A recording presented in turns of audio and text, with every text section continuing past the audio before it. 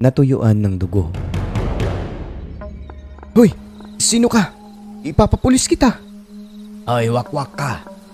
Kung lalaki ka, bumaba ka, magsuntukan tayo. Ang ingay mo dyan sa itaas ha. Hindi ako takot sa'yo. Nakita mo rin pala yun. Oo Manong, pero yung mga dahon lang kasi madilim sa ibabaw. Ikaw nanay, kabaryo mo lang ito ha. Wag na wag mong galawin, malilintikan ka sa asawa nito.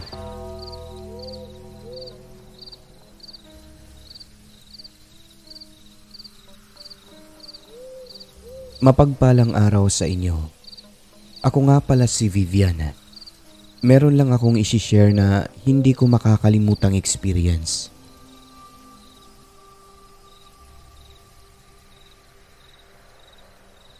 Dati po ay hindi ako naniniwala sa aswang. Pero noong buntis ako sa una naming anak, nakaranas talaga kami ng mga bagay na hindi ko pinaniniwalaan. Dalawa lang kami ng auntie ko ang naiwan sa bahay. Meron puwakwak sa labas.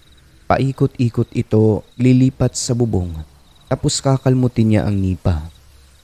Mawawala, ngunit maya-maya ay babalik na naman. Actually, ilang gabi na po namin itong nararanasan. Hindi lang namin masyadong pinapansin gawa ng marami naman po kami sa bahay. Ngunit noong kami na lang ng auntie ko ang naiwan, nangyari po talaga ang mga bagay na hindi namin inasahan na nagpabago sa aking pananaw ukol sa aswang. Hindi kami nakatulog ni auntie noon. Ang aswang na nanggugulo sa amin, pabalik-balik. At dahil ilang gabi na rin itong nanggagambala, galit na ang aking auntie. Kumuha siya ng itak sa kusina, pagkatapos ay kanyang hinasa. Narinig niya lang po sa mga kwento na kapag hasaan mo raw ng itak ang aswang, aalis daw ito dahil matatakot. Ngunit, kabaliktaran po ang nangyari. Habang hinahasa ni ante ang itak nun, bumaba ang aswang mula sa bubong at sa pagkakataong iyon, hindi na boses wakwak ang naririnig namin kundi parang asong galit na galit. Lumipat ito sa pintuan, sa harapan at halos wasakin niya po ito. Grabe talaga ang ingay niya. Parang halimaw talaga. Sobrang lakas ng lagapak, pagkalmot at pagtulak niya sa aming pintuan. Ilang sandali lang nun ay nakikita na namin ang mga daliri nitong mabalahibo at maitim na nakahawak sa pintuan naming bahagya ng nabubuksan. Unti-unti nang nasisira ang lock ng pintuan nun. Nang mga sandaling iyon, sigaw na po kami ng sigaw ni ante. Bulalas pa niya sa nilalang. "Hoy! Sino ka? Ipapapulis kita!" Subalit kahit anong sigaw ni ante, patuloy pa din sa ginagawa ang aswang. Nakakakilabot na boses na didinig namin pareho. Kahalintulad sa asong gigil na gigil. At para rin siyang halimaw na galit na galit. Grabe ang sigaw ko noon. "Tulong!" Umiiyak ako sa takot pati si ante. Nagulat sa reaksyon ng aswang sa labas at hindi nakagalaw. Lalo na nung makita naming dalawa, ang mga daliri nitong matutulis ang kuko. Ngunit pasalamat na lang po kami sir, dahil narinig ng mga kapitbahay kaya nagsilabasan sila at yun, umalis ang aswang. Pagdating sa amin, sabi ng isang matandang kinausap ni ante, nagalit daw dahil hinasaan niya ng itak. Hindi pala totoo na matatakot ito kapag hasaan mo. Instead magagalit pala sila dahil parang hinahamon mo lalo pat alam nitong kami lang ni ante ang naiwan sa aming bahay ng gabi na yon. At isa pa, babae kami pareho. Nang dahil sa pangyayari, nakitulog na lamang muna kami nun sa kapitbahay dahil nasira po yung lock ng aming pintuan. Mabuti na lang, Alerto ang mga kapitbahay namin dahil kung hindi, malamang sa malamang nakapasok na ang aswang at nalapa na kaming dalawa ni Auntie. Grabe ang epekto na yun sa akin. Trauma talaga, kaya lumipat ako ng tirahan. Legit, Sir Alex. Totoo ang mga aswang base sa aking personal na experience. Sa karanasan naman po ni Mama, noong buntis siya sa bunso naming kapatid, inaswang din po siya. Ganito po ang kanyang kwento. Hindi siya makatulog ng gabi na yon dahil mainit daw ang kanyang pakiramdam, lalo na ang tiyan. Habang namamaypay, may parang sinulid daw na kulay itim na dahan-dahang bumaba mula sa may bubungan na gawa sa pawid. Tila pala ito ng aswang. Nung malapit na ito sa kanyang tiyan, napasigaw si Mama ng hala-hala, sabay gising sa aking papa. Tapos, agad niyang iniwasan ang parang sinulid na yon na didikit na sana sa kanyang tiyan. Biglang pumaitaas ang dila ng aswang na parang hinila ito, tapos narinig nilang may lumipad. Kinabukasan nun, tinignan ni Papa ang pawid. Nahawi na ang isang piraso at may butas na po itong maliit. Doon mismo nang gagaling ang dila ng aswang. Nang dahil sa pangyayari, nangutang si Papa noon ng pera pambili ng bagong yero. Pagkatapos, agad po nila itong pinapalitan. Sa kwento rin ni Papa, totoo ang mga aswang, hindi biro o basta kwento lang. Panahong binata siya, meron daw taong lasinggero sa barangay nila, kapitbahay nila mismo. Gabi-gabi itong naglalakad papunta sa tindahan para uminom ng alak at hating gabi nang umuuwi. Mag-isa lang siya lagi. Walang takot kahit na madilim ang daanan dahil lagi siyang may dalang patalim sa bulsa. Dati, malalayo raw talaga ang mga kapitbahay nila dahil malalaki ang lupa at walang mga ilaw ang kalsada. Itong kabarangay nilang ito, walang kaibigan doon dahil bukod sa lasinggero ay may pagkasalbahe. Dahilan kung bakit iniwan ng asawa at anak. Kaya nag-iisa lang siyang nakatira nun sa kanyang kubo at okay lang sa kanya.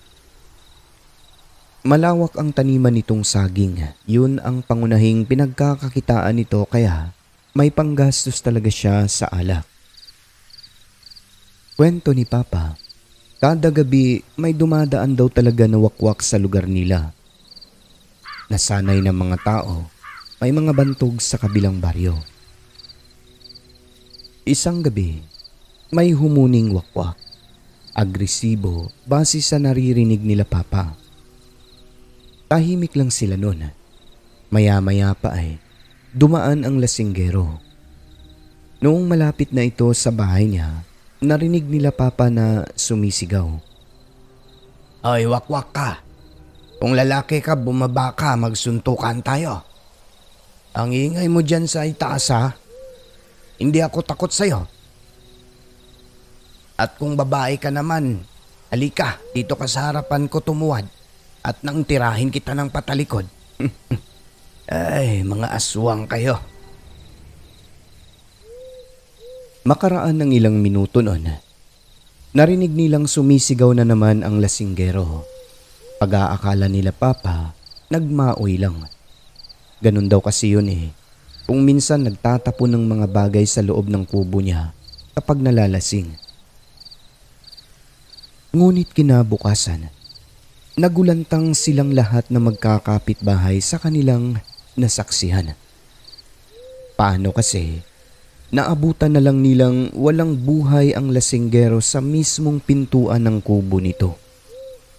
Puro pasa ang katawan, lalo na ang mukha na animoy pinagtutulungang bugbugin. May mga kalmot din siya sa braso at paa, mga maliliit na hiwa na parang ginamitan ng manipis at matalas na bagay. At ang kanyang katawan, putlang-putla palatandaan na natuyuan ng dugo. Wala naman dugo sa lupa na hinigaan nito, so posible ayon sa mga kapitbahay, sinipsip daw ang kanyang dugo ng hinamong aswang hanggang sa ito'y matuyo. At lalaki raw malamang ang aswang na yon na dumali sa kanya. Hindi man lang naipagtanggol ng lasinggero ang sarili nito mula sa kamay ng kamatayan, sapagkat ang kanyang patalim na laging bitbit saan man magpunta ay nakitang nasa loob lang ng kanyang bulsa.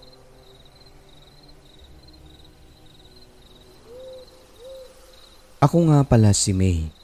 Isishare ko lang po sana itong karanasan ko. Nagbakasyon kami sa lugar ng aking tita.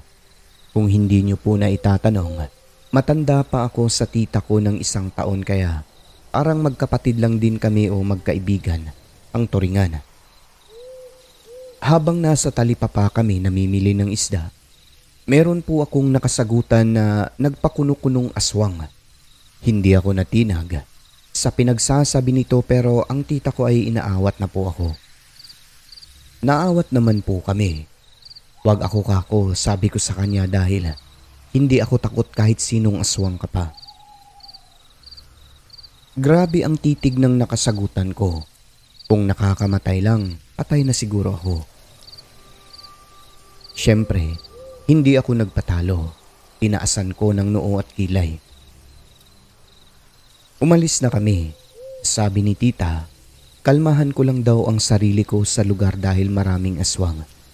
Sagot ko naman, kung magpadala ka sa mga yan, mas lalong tatakutin ka.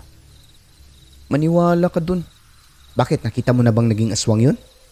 Hindi pa naman, pero usap-usapan kasi ang pamilya nila dito. Ay sus, huwag kang matakot sa mga yan. Sabi ko sa aking tiya. Pagkagabi nun, 1:00, madaling araw na. Aba, may humuhuni ng mahina. Akala ko pa nga nun kaw-kaw lang o yung ibon ba sir. Pero nang pinakinggan ko siya, nagklase-klase na ang naririnig naming boses. Alam niyo yung sisiw ng manok? May tunog pa ng pato at yun naging huni na talaga ng wakwak na paikot-ikot sa bahay namin. Nagkalat sila, hindi lang isa. Gusto pa ngang pumasok sa kusina namin Pero nagsialisan lang ang mga ito nung nagbanggit na ng pangalan ang lolo ko. Alam kasi ni lolo na may nakasagutan ako sa talipapa na mga aswang daw. Ayun, bigla na lang tumahimik sa labas. Nagsiuwian ang mga aswang nang sabihin ni lolo na may pagkaaswang din ang ugali ko buhat ng may dugo rin kaming aswang. Kinabukasan, pinauwi na nila ako. Mahirap daw baka magtanim ng galit sa akin yung aking nakasagutan sa talipapa. Ako naman hindi talaga ako natakot noon pero umuwi na lang ako para makaiwas. Totoo po ang aswang Sir Alex at nagkalat sila kahit saang lugar. Kahit sa syudad, meron pero hindi katulad sa probinsya dahil matalino ang mga aswang sa syudad. Buntis ako sa panganay kong anak noon at nasa amin ako sa probinsya. Nagising ako ng hating gabi dahil sobrang init, pinagpapawisan. Tumagilid ako kasi naninigas ang aking tiyan. Parang may bumulong sa tenga ko sa may dingding, huni ng aswang. So agad kong inilayo ang mukha ko roon baka bigla na lang may lumusot na kuko. Nakiramdam lang ako, hindi ko alam na gising na pala mama ko noon. Ang bahay namin ay may silong at may mga baboy na natutulog sa baba. Maya-maya pa biglang naglundagan ang mga baboy namin tapos may nauntog sa silong na ang boses ay parang pato na sinakal. Yung nauntog parang ulo talaga ng tao. Kasunod nun, nagsitakbuhan ang mga baboy at kanya-kanya sila ng tago. Imbis na matakot ako nun, natawa na lang ako sa sinabi ng aking mama. Gising pala siya at nakikinig lang din. Bigla ba namang nagsalita? Sabi niya, baka nauntog daw ang ulo ng aswang kasi kinagat ng baboy namin na malaki. Baka natapakan daw ng aswang ang baboy na yon habang nakahiga sa lupa. Kaya siya kinagat at nauntog. Matapos nun ay nawala talaga ang aswang. Naghulog si mama ng kapirasong papel na sinindihan sa silong pero wala na pati baboy. Maya-maya, bumalik naman sila sa silong at natulog. Ako naman noon, mag-aalas 3 na bago nakatulog ulit. Kinabukasan, kasama ko ang pamangkin ko. Nagtungo kami sa tindahan na nagbebenta ng gulay dahil yun ang gusto kong kainin. Malayo ang tindahan doon at mga alas 5 na ng hapon noon. Habang namimili, may lumapit sa amin na matanda. Kilala ko rin sa mukha. Sabi pa niya, "Saan kayo, Day?" Nagtatanong kahit alam niya namang bumibili lang kami ng gulay. Ang gusto niya pala, makalapit. Nung umalis na kami, nagsalita ang pamangkin ko at sabi niya, "Tita, ungo ba yato siya?" "Tita, aswang yun siya." "Anong sabi mo?" "Aswang yun, yung kausap mo." Naggulat talaga ako sa sinabi ng pamangkin ko. Paano niya nalaman? Sinabihan ko pa nga pamangkin ko na wag magchismis dahil masama. Pero habang naglalakad kami pauwi, napansin kong nakatitig pa rin sa akin ang matanda. Sa bahay nang magtanong ako kay mama, totoo daw pala na naging aswang yung matanda na iyon. Baka nga raw siya yung kagabi na nauntog sa silong namin. Dapat daw tinignan ko ang ulo kung may bukol ba. Natawa na lang talaga ako kay mama. Ayon sa kanya, hinawaan daw kaya naging aswang ang matanda na iyon. Malalaman mo talaga, Sir Alex, kung aswang ba ang isang tao o hindi, base lamang sa reaksyon nito. Lalapit talaga kunyari magtanong-tanong, pero umaamoy-amoy na pala. Hindi nakapagpigil gaya ng nangyari sa akin. Nakita ko talagang palabas-labas pa ng dila, parang natatakam sa aking anak. Tapos the way natitingin sila, payuko talaga. At eto pa, hirap sila tumitig mata sa mata.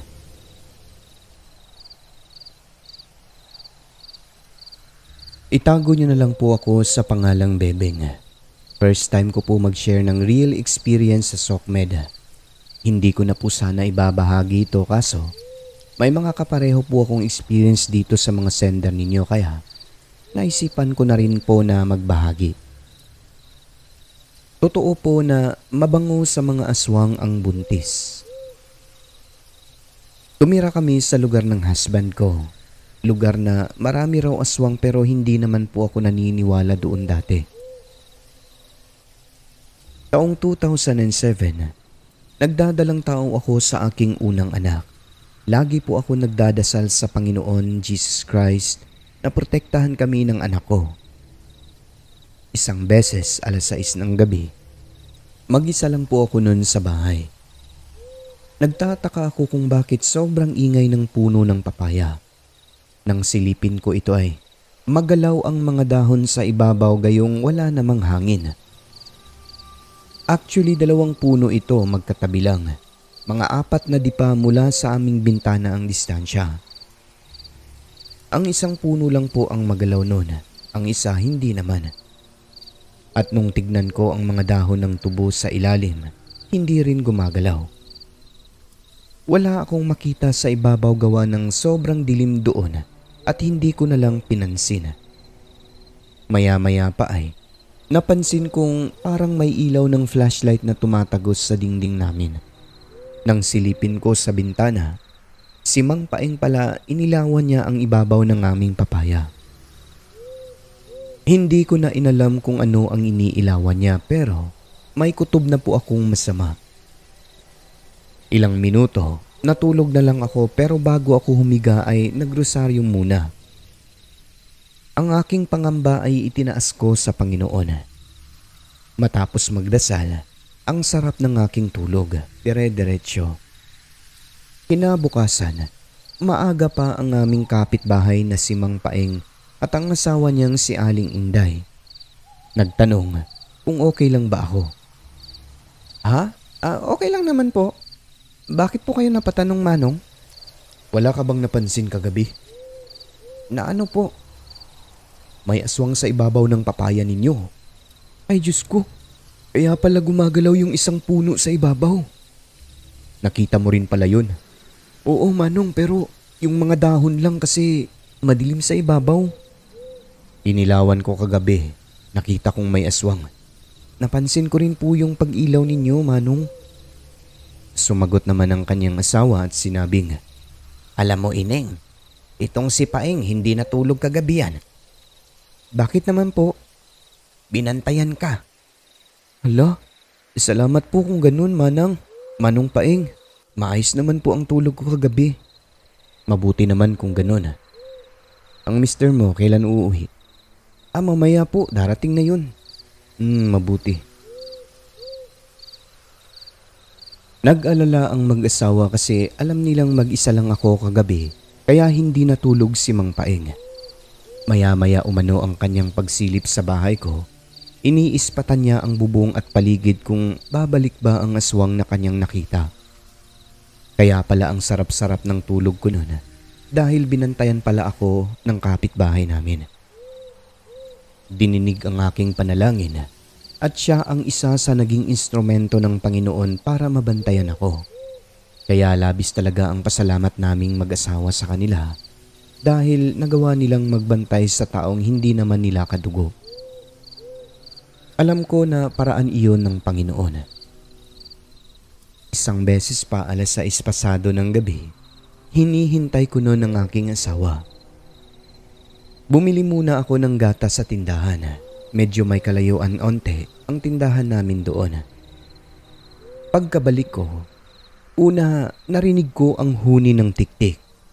Hindi ko pinansin, akala ko mawawala lang o dediretso. Ngunit ilang sandali pa, nasa unahan ko na ito, dinig kong may nahulog sa lupa sa may makahoy na bahagi na tabi ng daan. Walang mga bahay doon kaya natakot ako. Lalo pat malaki na ang aking tiyan. Ang ginawa ko'y bumalik sa tindahan. Malayo pa lang sinalubong ako ng mga kalalakihan kasama yung tindera ng tindahan. Nadinig din pala nila ang malakas na huni ng tiktik at yung wakwak na sumusunod sa akin. Ayon, ang kikik na nasa ibabaw lang namin paikot-ikot. Hindi makalapit gawa ng pinalibutan ako ng mga kalalakihan. At nagbanggit ang isa ng pangalan. Sabi niya, Ikaw nanay, kabaryo mo lang ito ha. Wag na wag mong galawin, malilintikan ka sa asawa nito. Matapos noon ay nawala ang aswang. Ayon, hinatid nila ako sa bahay. Timing din na dumating si mister kaya nagpasalamat talaga kami sa kanila. Pagkatapos ay nag-abot ng pera si mister para pang merienda. Kinabukasan nun sumakit ang aking tiyan. Natakot ako, nag-alala. Akala ko makukunan na ako. Hindi pala sapagkat ako'y manganganak na. Dininig ng Panginoon ang aking mga panalangin at ang mga kapitbahay namin ang isa sa naging instrumento para kami mabantayan. Kung lagi lang tayong mananampalataya, magtiwala sa Panginoong may likha, may lalayo talaga tayo sa mga kapahamakan. Gaya na lamang sa aking naging